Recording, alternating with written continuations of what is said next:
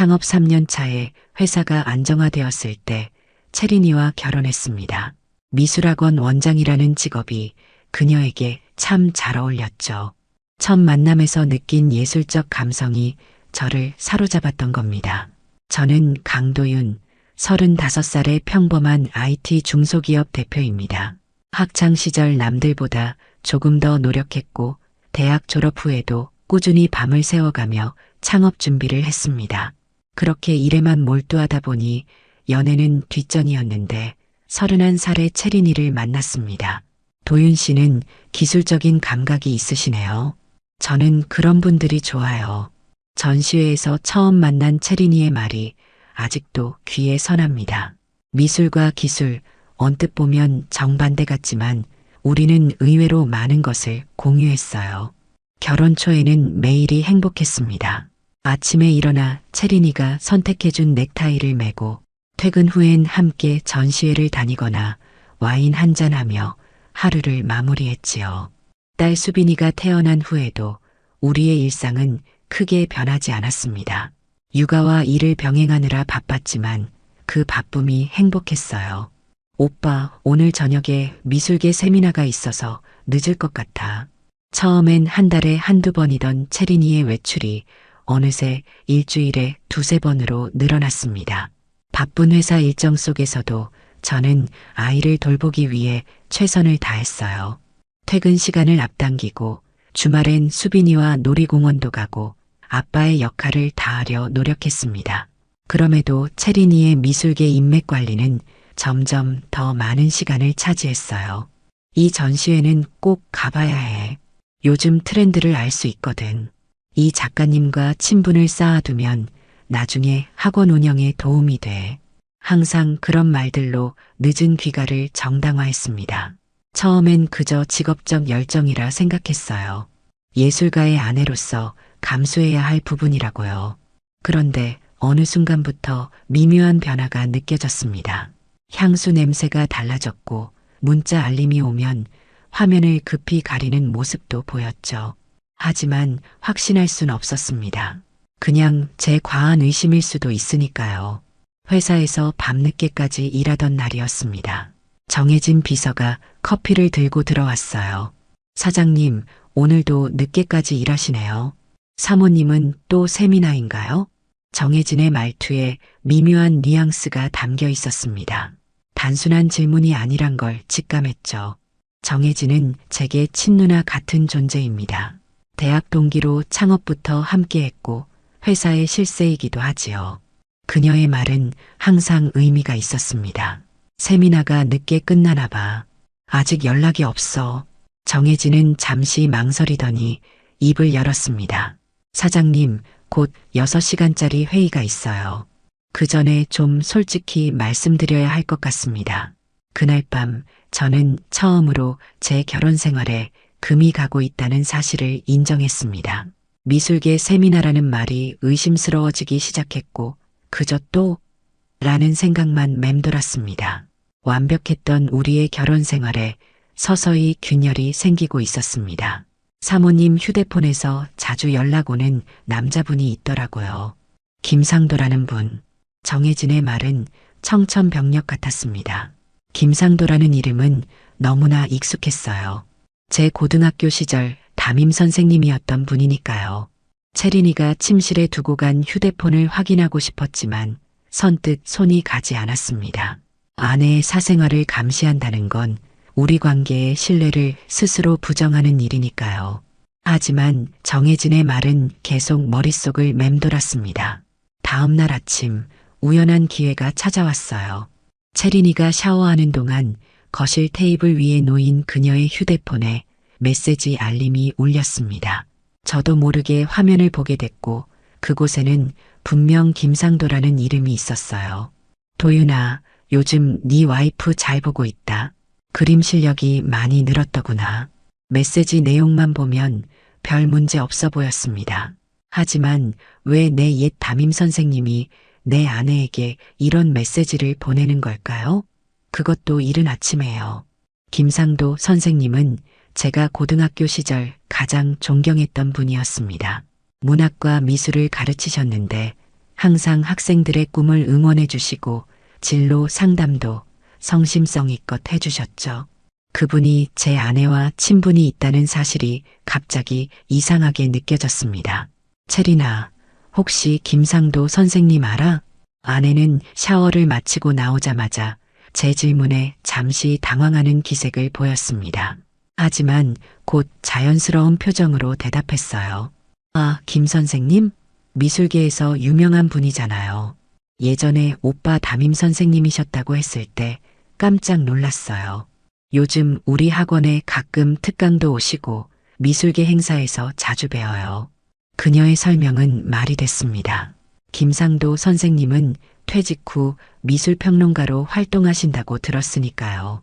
하지만 뭔가 석연치 않은 기분이 들었습니다. 찝찝한 마음을 떨치지 못한 채 회사로 향했어요. 회사에 도착해 일상적인 업무를 처리하고 있을 때였습니다. 문득 고등학교 동창회 단체 채팅방이 생각났어요. 스크롤을 내리다 보니 몇 달 전 김상도 선생님 관련 소식이 보였습니다. 은퇴 후 미술평론가로 활발히 활동 중이시라는 내용이었죠.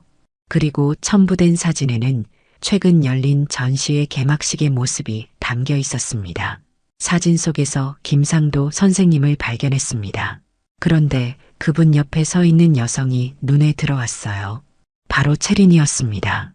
둘이 나란히 서서 웃고 있는 모습이 어쩐지 단순한 사제관계처럼 보이지 않았어요. 너무 가까이 붙어 있었고 채린이의 허리에 살짝 올려진 김 선생님의 손이 신경 쓰였습니다.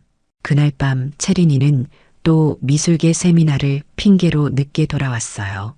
향기로운 와인 냄새가 났고 평소보다 더 상기된 표정이었습니다. 침대에 누워 잠든 척하는 동안 그녀의 휴대폰에 메시지가 도착했어요. 오늘 즐거웠어. 다음에 또 보자.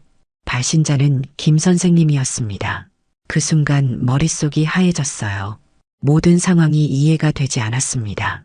존경하던 선생님과 사랑하는 아내, 그 둘 사이에 무슨 일이 벌어지고 있는 건지 혼란스러웠어요. 의심하고 싶지 않았지만 점점 더 많은 의문이 생겨났습니다. 가슴 한편에서는 내가 과민 반응을 보이는 건 아닐까 하는 생각도 들었죠. 하지만 직감은 뭔가 잘못되고 있다고 말하고 있었습니다. 다음 날 아침 정혜진을 따로 불러 상담했습니다. 그녀는 우리 회사의 비서이자 저의 오랜 친구로 어떤 일이든 솔직하게 말해주는 사람이었어요. 정비서, 혹시 채린이에 대해 뭐 더 알고 있는 거 있어? 정혜진은 잠시 망설이더니 태블릿을 꺼내 보여줬습니다. 화면에는 채린이의 소셜미디어 계정이 열려 있었어요. 사모님 소셜미디어에 너무 자주 한 남자가 태그됩니다. 바로 김상도 선생님이에요. 댓글이나 좋아요보다 더 신경 쓰이는 건 정혜진은 화면을 넘기며 채린이가 올린 사진들을 보여줬습니다. 대부분 미술 전시회나 세미나 사진이었는데 하나같이 김상도 선생님이 함께였어요. 문제는 둘의 거리감이었습니다. 너무 가까웠고 어떤 사진에서는 김 선생님의 손이 채린이의 허리에 얹혀 있기도 했습니다. 단순한 지인 사이로 보기엔 너무 친밀해 보였어요. 이런 사진들이 많아요. 그리고 죄송합니다만 한 번은 사모님과 김 선생님이 함께 차에 타는 걸 봤어요. 제가 우연히 강남에서 쇼핑하다가 가슴이 철렁 내려앉았습니다. 정혜진은 계속해서 말을 이어갔어요. 사장님, 제가 제안 하나 드려도 될까요? 채린 사모님 차량에 블랙박스가 있잖아요. 혹시 정혜진의 말이 끝나기도 전에 저는 결심했습니다. 채린이의 차량 블랙박스를 확인해 보기로 했어요. 보통은 하지 않을 일이지만 이미 너무 많은 의심이 생겨났기 때문이었죠. 그날 저녁 채린이가 또 세미나에 간다고 했을 때 저는 괜찮다고 웃으며 보냈습니다. 그리고 그녀가 떠난 후 차고로 내려가 차량의 블랙박스를 확인했어요.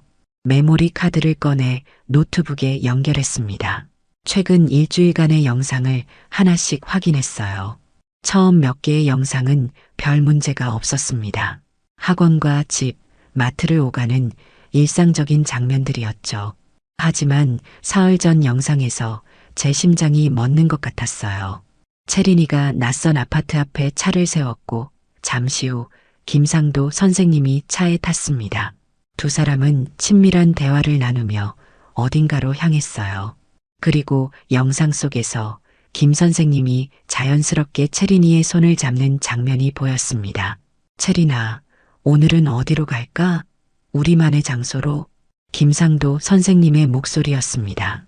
그리고 채린이는 수줍게 웃으며 고개를 끄덕였어요. 두 사람이 손을 잡은 채로 사라지는 영상을 보며 온몸에 식은땀이 흘렀습니다. 존경했던 스승과 사랑하는 아내가 배신하는 장면을 목격한 것이었죠. 블랙박스 영상은 계속되었습니다. 2시간 후 두 사람은 다시 차에 탔어요. 김 선생님의 머리카락은 살짝 흐트러져 있었고 채린이의 립스틱은 번져 있었습니다. 두 사람은 서로를 바라보며 웃었고 김 선생님은 다시 한번 채린이의 손을 잡았어요. 다음 주에 또 보자. 그때는 더 좋은 곳으로 데려갈게. 그리고 김 선생님이 차에서 내리기 전 채린이의 뺨에 키스하는 장면까지 블랙박스에 고스란히 담겨 있었습니다. 모든 영상을 다 본 후 저는 한동안 아무 말도 할 수 없었어요. 정혜진이 옆에서 걱정스럽게 물었습니다. 사장님 괜찮으세요? 얼굴이 백지장처럼 하얘졌어요. 정비서, 내가 지금 눈으로 본 게 사실일까? 내가 존경했던 담임 선생님과 내 아내가 말을 잇지 못했습니다. 가슴속에 묵직한 돌덩이가 내려앉은 것 같았어요. 배신감, 분노, 슬픔, 혼란이 한꺼번에 밀려왔습니다. 특히 김상도 선생님에 대한 배신감이 컸어요. 학창시절 저에게 도덕과 인생을 가르쳐 주셨던 바로 그분이 제자의 아내와 불륜을 저지르다니. 그리고 채린이, 저를 사랑한다고 했던 그녀가 어떻게 이럴 수 있을까요? 그날 밤 채린이가 집에 돌아왔을 때 저는 침착하게 그녀를 맞이했습니다. 평소와 다름없는 척했지만 내면은 이미 폭풍우가 몰아치고 있었죠. 채린이는 평소처럼 미소 지으며 말했습니다. 세민아 어땠어? 채린이는 오늘도 거짓말을 했습니다. 세민아가 유익했다고, 좋은 사람들을 많이 만났다고. 저는 그저 고개를 끄덕이며 들었습니다. 그녀의 모든 말이 거짓으로 들렸어요. 수빈이가 잠든 후 저는 결심한 대로 대화를 시작했습니다. 채린아, 김상도 선생님과 무슨 사이야? 채린이의 얼굴에서 혈색이 싹 가셨습니다. 하지만 곧 태어난 척 대답했어요. 무슨 뜻이야? 그냥 미술계 선배이자 오빠 담임 선생님이었던 분이잖아. 그래. 그런데 왜 너희 둘이 손잡고 다니는 거야? 왜 그분이 내 뺨에 키스를 하는 거고? 채린이는 잠시 말을 잃었다가 이내 변명을 시작했습니다. 그건 오빠가 오해하고 있어. 우리는 그저 예술적인 감정 교류를 하고 있을 뿐이야. 김 선생님은 내 멘토고 내게 많은 영감을 주시는 분이야. 예술적인 감정 교류? 그게 뭐야? 남의 남편 몰래 만나서 손잡고 키스하는 게 예술이야? 대화는 점점 감정적으로 변해갔습니다. 채린이는 울음을 터뜨리며 자신의 행동을 정당화하려 했지만 제 마음은 이미 차갑게 식어버렸습니다. 저는 증거를 모두 보여주었고 더 이상 변명의 여지가 없자 채린이는 결국 사과했어요. 미안해. 정말 미안해. 하지만 난 김 선생님과 특별한 감정을 나눴을 뿐이야. 육체적인 관계는. 그녀의 말이 끝나기도 전에 휴대폰이 울렸습니다. 발신자는 김 선생님이었어요. 저는 스피커폰으로 전화했고 채린이의 눈빛이 공포로 물들었습니다. 채린아, 오늘 정말 좋았어. 다음에는 우리 호텔에서 만나자. 내 남편은 여전히 모르지? 침묵이 깔렸습니다. 채린이는 더 이상 아무 말도 할 수 없었고 저는 전화를 받았습니다. 김상도 선생님, 저 강도윤입니다. 고등학교 3학년 7반이요. 전화 너머로 김상도의 숨소리가 들렸습니다. 그는 잠시 침묵하다가 대답했어요. 아, 도윤이구나. 오랜만이다. 네, 정말 오랜만입니다. 제 아내와 어떤 사이신지 궁금해서요. 김상도는 당황한 기색 없이 대답했습니다. 마치 이런 상황을 여러 번 겪어본 것처럼 침착했어요. 도윤아, 너무 예민하게 생각하지 마라. 예술은 감정의 세계야. 우리는 그저 서로의 영감이 되어주는 사이일 뿐이야. 그의 말에 분노가 치밀어 올랐습니다. 제가 존경했던 선생님은 이런 사람이 아니었어요. 윤리와 도덕을 가르치던 그분이 지금 제자의 가정을 파괴하는 행동을 정당화하고 있었습니다. 선생님, 예술을 핑계로 불륜을 합리화하지 마세요. 저희 가정을 망가뜨린 건 예술이 아니라 선생님과 채린이의 이기심입니다. 통화를 끊고 채린이를 바라봤습니다. 그녀는 여전히 울고 있었지만 제 마음은 더 이상 움직이지 않았어요. 지금 필요한 건 감정이 아니라 이성적인 판단이었습니다. 채린아, 난 변호사를 선임할 거야. 증거도 충분해. 이혼과 상간소송을 동시에 진행할 거야. 채린이의 얼굴에 공포가 스쳤습니다. 그녀는 무릎을 꿇고 용서를 빌었지만 저는 이미 마음을 정했습니다. 이건 단순한 실수가 아니라 계획적인 배신이었으니까요. 존경했던 스승과 사랑했던 아내, 두 사람 모두에게 느낀 배신감은 제 영혼을 갉아먹고 있었습니다. 하지만 동시에 차분하게 계획을 세울 수 있는 냉정함도 생겼어요. 이제부터는 감정이 아닌 법과 증거로 대응할 차례였습니다. 다음 날 아침 저는 집을 나와 회사로 향했습니다. 채린이의 울음소리와 애원은 뒤로 한 채 오직 앞으로의 계획만 생각했어요. 정혜진이 사무실에서 기다리고 있었습니다. 사장님, 어제 어떻게 됐나요? 모든 게 사실이었어. 채린이와 김상도 선생님이 불륜관계야. 정혜진은 안타까운 표정을 지었지만 곧 실용적인 조언을 건넸습니다. 증거는 확보하셨죠? 상간소송을 위해서는 물증이 필요합니다. 블랙박스 영상이 있어. 하지만 더 확실한 증거가 필요할 것 같아. 정혜진은 고개를 끄덕였습니다. 그리고 자신이 조사한 내용을 공유했어요. 채린이와 김상도가 자주 만나는 모텔의 위치, 두 사람이 함께 있는 모습을 목격한 사람들의 진술 등 놀라울 정도로 자세한 정보였습니다. 정비서, 이런 것까지 어떻게 알아냈어? 사장님, 제가 사설탐정을 고용했어요. 사모님의 행동이 의심스러워서 죄송합니다. 월급에서 공제해 주세요. 그녀의 충성심에 마음이 따뜻해졌습니다. 정혜진의 도움으로 저는 둘의 모텔 출입 기록, 호텔 영수증, 함께 찍힌 사진 등 더 많은 증거를 확보할 수 있었어요. 가장 충격적인 발견은 김상도가 채린이에게 보낸 메시지들이었습니다. 그는 채린이에게 저와 이혼한 후 재산 분할로 최대한 많은 돈을 받아내라고 조언하고 있었어요. 심지어 제 회사의 기밀 정보까지 요구하는 내용도 있었습니다. 채린아, 남편 회사가 곧 대기업과 계약한다며? 그 정보 좀 자세히 알려줘. 투자할 때 도움이 될 것 같아. 이건 단순한 불륜을 넘어 경제적 이득까지 노린 계획적인 배신이었습니다. 분노가 치밀어 올랐지만 저는 더욱 냉정하게 대응하기로 했어요. 즉시 유능한 변호사를 찾아 상담했습니다. 강 사장님, 현재 확보하신 증거만으로도 상간소송은 충분히 가능합니다. 문제는 양육권인데 어머니에게 유리한 경우가 많아서 저희 딸은 제가 키울 겁니다. 채린이는 자격이 없어요. 변호사는 고개를 끄덕이며 조언을 이어갔습니다. 그렇다면 채린 씨의 부적절한 행동이 자녀에게 미치는 부정적 영향을 증명해야 합니다.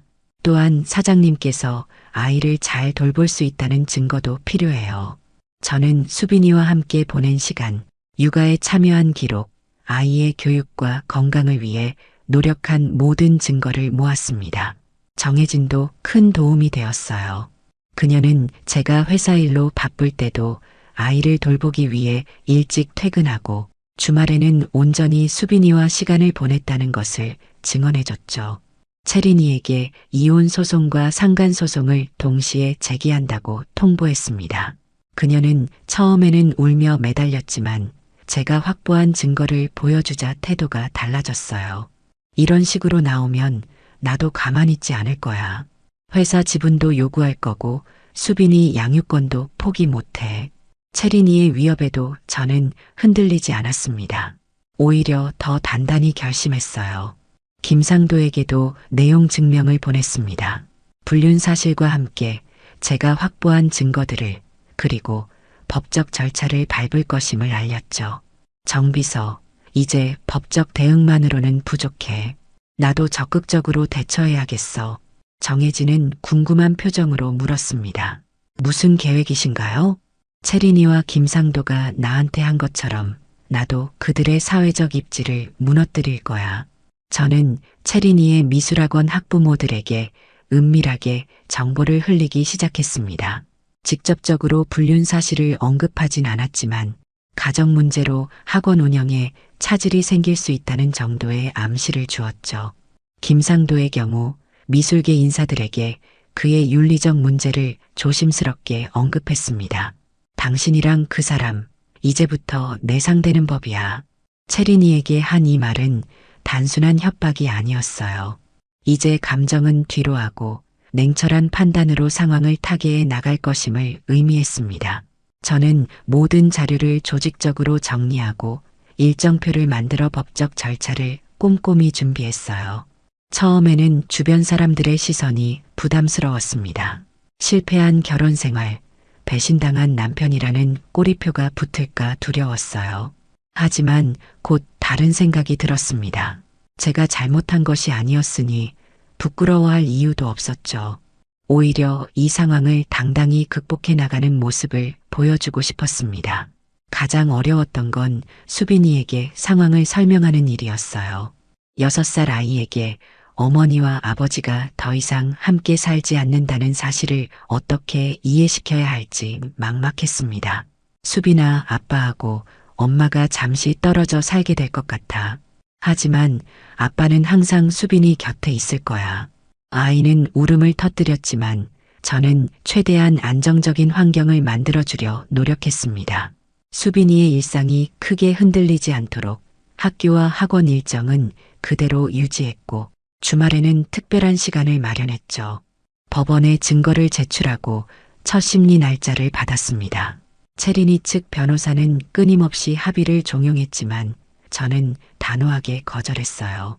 이건 단순한 부부 갈등이 아니라 계획적인 배신과 기만이었으니까요. 합의금을 제시하며 소송 취하를 요구하는 김상도에게도 같은 태도로 임했습니다. 저는 돈이 목적이 아닙니다. 정의와 책임을 묻고 싶을 뿐이에요. 소송 준비가 한창일 때 정혜진이 결정적인 정보를 가져왔습니다. 김상도와 채린이가 함께 투자한 갤러리 계약서와 둘이 함께 찍힌 더 많은 사진들이었어요. 심지어 나중에 사업 확장을 위한 계획서까지 있었습니다. 이 모든 것이 제 회사 정보와 재산을 노린 계획적인 접근이었다는 사실이 명백해졌죠. 소송이 시작되고 얼마 지나지 않아 채린이와 김상도의 불륜 소식이 미술계에 퍼지기 시작했습니다. 누가 정보를 흘렸는지는 알 수 없었지만 아마도 소송 관계자나 주변인 중 누군가였을 겁니다. 처음에는 소문 정도였지만 곧 사실로 확인되면서 두 사람의 평판은 급속도로 추락했어요. 김상도는 예정되어 있던 대형 전시회에서 초청이 취소되었고 미술 비평가로서의 활동도 대부분 중단되었습니다. 특히 윤리를 강조해온 그의 이력 때문에 제자의 아내와 불륜이라는 스캔들은 치명적이었죠. 그의 갤러리 방문객은 급감했고 일부 작가들은 그와의 협업을 거부하기 시작했어요. 채린이의 상황도 마찬가지였습니다. 미술학원 원장으로서 그녀의 위치는 학부모들의 신뢰에 기반했는데 불륜 소식이 퍼지자 많은 학부모들이 자녀를 다른 학원으로 옮겼어요. 학원 수강생이 절반 이상 줄어들었고 결국 채린이는 원장직에서 물러날 수밖에 없었습니다. 반면 저는 예상치 못한 방향으로 대중의 지지를 받게 되었어요. 배신당한 남편이 법적으로 정당하게 대응하는 모습이 많은 사람들에게 공감을 얻었습니다. 특히 회사 임직원들과 거래처에서는 저의 의연한 태도에 오히려 신뢰가 높아졌어요. 저는 이런 상황을 활용해 사회관계망의 가정지키기 캠페인을 시작했습니다. 직접적으로 제 사연을 언급하지는 않았지만 가족의 소중함과 신뢰의 중요성을 강조하는 메시지를 전했어요. 예상 외로 많은 공감과 지지를 받았고 회사 이미지도 긍정적으로 변화했습니다. 사장님, 요즘 회사 주가가 상승세예요. 투자자들도 사장님의 위기 대처 능력에 호평을 보내고 있습니다. 정혜진의 보고는 저에게 작은 위안이 되었습니다. 적어도 비즈니스 측면에서는 이 어려운 시간을 잘 견뎌내고 있는 것 같았어요. 법정에서 채린이와 마주치는 일은 여전히 고통스러웠습니다. 한때 사랑했던 사람, 수빈이의 어머니가 이제는 차가운 법정에서 상대방이 되었으니까요. 하지만 그녀의 모습은 예전과 달랐어요. 화려했던 옷차림과 자신감 넘치던 태도는 사라지고 지친 표정과 초라한 모습만 남아 있었습니다. 김상도도 마찬가지였습니다. 한때 당당하고 위엄 있게 교단에 섰던 그의 모습은 찾아볼 수 없었어요. 법정에서 그는 계속해서 시선을 피했고 질문에도 명확한 답변을 하지 못했습니다. 김상도 증인, 채린 씨와의 관계가 단순한 친구 사이였다고 주장하셨는데 이 호텔 영수증과 사진은 어떻게 설명하시겠습니까? 재판장의 질문에 김상도는 말을 더듬으며 대답했습니다. 그건 예술적 교류를 위한 만남이었습니다. 채린 씨가 제 작품 세계를 이해하길 원했고 그의 변명은 너무나 허술했고 법정의 모든 사람들이 그 사실을 알고 있었습니다. 변호사는 냉정하게 추가 증거를 제시했어요. 그렇다면 이 문자 메시지들은요? 채린아, 남편 몰래 만나자라는 내용이 예술적 교류를 의미합니까? 법정은 숨막히는 긴장감으로 가득 찼습니다. 김상도는 더 이상 변명할 여지가 없었고 채린이는 고개를 숙인 채 흐느꼈어요. 그 순간 저는 승리를 확신했지만 동시에 이상한 공허함도 느꼈습니다. 이 승리가 정말 제가 원하던 것인지 이것으로 상처가 치유될 수 있을지 의문이 들었어요. 하지만 수빈이를 생각하니 다시 마음을 다잡을 수 있었습니다. 이건 단순한 복수가 아니라 딸의 미래와 안정을 위한 필수적인 과정이었으니까요. 저는 법정을 나서며 깊은 숨을 내쉬었습니다. 아직 끝나지 않았지만 적어도 진실은 밝혀지고 있었어요. 재판이 진행되는 동안 채린이는 갑자기 태도를 바꿨습니다. 법정에서의 냉랭한 태도와 달리 사적으로는 화해를 제안해 왔어요. 도윤 씨, 우리 이러지 말고 합의하는 게 어떨까요? 수빈이를 위해서라도. 처음에는 그녀의 진심을 의심했지만 몇 번의 만남 끝에 채린이가 진정으로 후회하고 있다는 생각이 들었습니다. 그녀는 눈물을 흘리며 용서를 구했고 수빈이를 생각하는 마음만은 진실해 보였어요. 나도 엄마야. 수빈이를 포기할 수 없어. 내가 잘못했다는 거 인정해.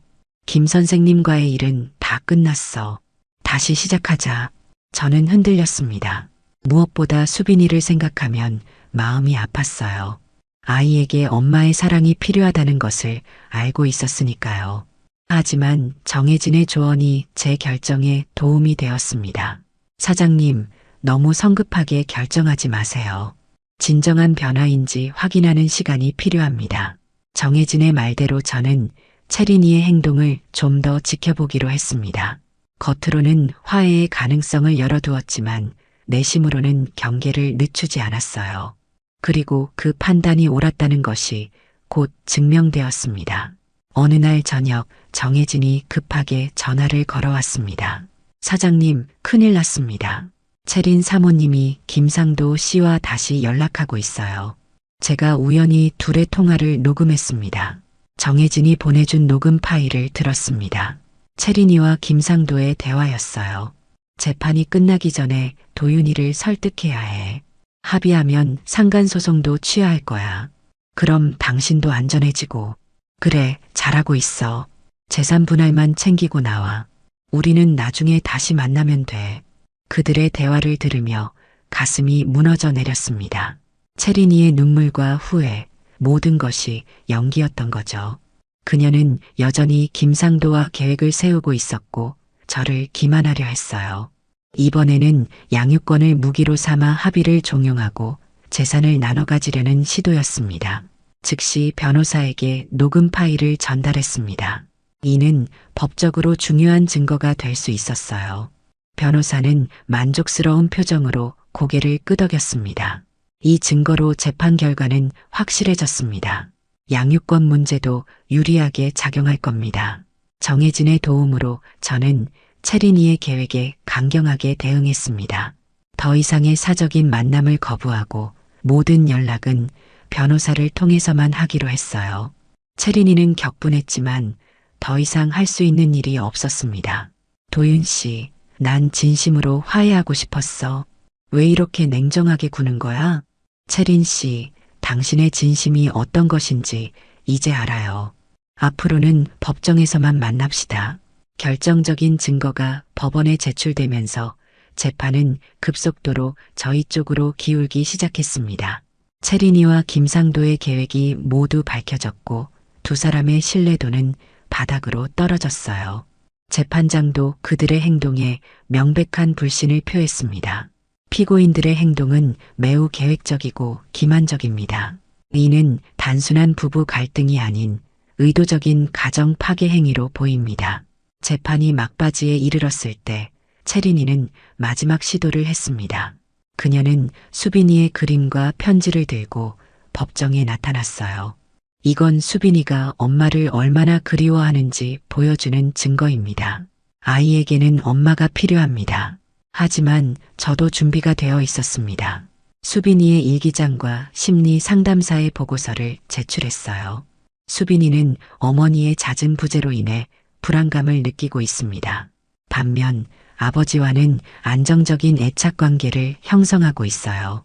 법정의 공기가 무거워졌습니다. 모든 증거와 증언이 끝나고 최종 판결만 남은 상황이었어요. 그 순간 저는 문득 이 모든 과정이 얼마나 고통스러웠는지 깨달았습니다. 하지만 동시에 진실을 밝히고 정의를 찾아가는 여정이었다는 것도 알았어요. 이제 마지막 결과만 기다리면 되었습니다. 마침내 판결이 내려졌습니다. 예상대로 모든 쟁점에서 저에게 유리한 결과였어요. 단독 양육권을 얻었고 위자료와 재산 분할에서도 승소했습니다. 채린이는 제한적인 면접 교섭권만 인정받았고 김상도에게는 상당한 금액의 손해배상 책임이 부과되었어요. 법정을 나서는 순간 묘한 감정이 밀려왔습니다. 승리했지만 그 과정에서 잃은 것도 많았으니까요. 수빈이는 이제 한동안 엄마 없이 자라야 했고 제가 존경했던 스승의 이미지는 완전히 산산조각 났어요. 채린이와의 행복했던 추억들도 이제는 먼 과거의 일이 되었습니다. 하지만 앞으로의 삶에 대한 희망도 생겼습니다. 정혜진은 제게 큰 힘이 되어 주었고 회사도 안정적으로 성장하고 있었어요. 무엇보다 수빈이가 있었습니다. 그 아이를 위해서라도 저는 강해져야 했어요. 판결 이후 채린이와 김상도는 모두 힘든 시간을 보냈습니다. 채린이의 미술학원은 결국 문을 닫았고 김상도는 미술계에서 완전히 매장되었어요. 그들은 서울을 떠나 지방으로 이사했다는 소문이 들렸습니다. 사람들의 기억에서 서서히 잊혀지는 존재가 되었죠. 저는 수빈이와 함께 새로운 집으로 이사했습니다. 아파트보다는 작은 정원이 있는 전원주택이었어요. 수빈이가 자연과 함께 자라길 바랐기 때문이었죠. 새로운 환경에서 아이는 점차 안정을 찾아갔고 눈에 띄게 밝아졌습니다. 아빠, 우리 집 진짜 좋아요. 정이모도 자주 놀러와요. 정혜진은 이제 단순한 비서가 아니라 제 인생의 중요한 부분이 되었습니다. 그녀는 수빈이를 자신의 조카처럼 아끼고 저에게는 든든한 지원군이었어요. 사람들은 우리가 특별한 관계라고 수군거렸지만 저희는 그저 서로 의지하는 좋은 친구였습니다. 적어도 그때까지는요. 사장님, 이제 그만 사장님이라고 부르는 게 어떨까요? 도윤 씨라고 불러도 될까요? 어느 날 정혜진의 제안에 저는 미소 지었습니다. 그녀의 도움 없이는 이 모든 일을 견뎌내지 못했을 거예요. 정혜진이 아니었다면 채린이와 김상도의 계략에 넘어가 모든 것을 잃었을지도 모릅니다. 그래, 이제 회사 밖에서는 그냥 도윤이랑 혜진이로 지내자. 그렇게 저희는 서서히 새로운 관계를 형성해 갔습니다. 서두르지 않고 자연스럽게 수빈이의 속도에 맞춰서요. 혜진이는 놀라울 정도로 인내심을 가지고 상황을 이해해 주었습니다. 사업도 더욱 번창했습니다. 이번 일을 겪으며 저는 더 강해졌고 결단력 있는 경영자로 성장했어요. 위기를 극복한 경험이 오히려 저를 단단하게 만든 셈이었죠. 미디어에서는 시련을 이겨낸 성공 신화라는 타이틀로 저를 다루기도 했습니다. 수빈이는 초등학교에 입학했고 모든 생활이 안정을 찾아갔습니다. 가끔 채린이가 면접 교섭권에 따라 수빈이를 만나러 왔지만 그 횟수는 점점 줄어들었어요. 그녀는 새로운 삶을 찾아 멀리 떠나려는 것 같았습니다. 어느 가을 저녁 수빈이가 잠든 후 정원에 나가 별을 바라보고 있었습니다. 혜진이가 따뜻한 커피 2잔을 들고 나왔어요. 도윤아, 이제 정말 행복해? 그녀의 질문에 잠시 생각에 잠겼습니다. 지난 날들을 되돌아보니 모든 과정이 필요했던 것 같았어요. 그 아픔이 없었다면 지금의 제가 없었을 테니까요. 행복해. 아내도 스승도 사랑도 모두 허상이었지만 내가 얻은 건 더 이상 속지 않는 눈이었어. 그리고 말을 멈추고 혜진이의 손을 잡았습니다. 그녀는 미소 지으며 제 어깨에 머리를 기댔어요. 어둠 속에서 별들이 밝게 빛났고 차가운 가을바람이 불었지만 마음은 따뜻했습니다. 인생은 예상치 못한 방향으로 흘러갔지만 그 흐름 속에서 진정한 행복을 찾은 것 같았어요. 배신의 아픔을 딛고 새로운 시작을 맞이한 저희 가족, 수빈이, 혜진이, 그리고 저. 이제 우리의 이야기는 새롭게 써내려갈 시간이었습니다. 그날 밤 일기를 쓰며 마지막 문장을 적었습니다. 모든 끝은 새로운 시작의 문이다.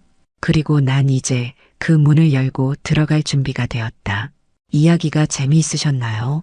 좋아요와 구독으로 응원해 주시면 더 많은 감동적인 이야기로 찾아뵙겠습니다. 여러분의 작은 관심이 저에게는 큰 힘이 됩니다. 감사합니다.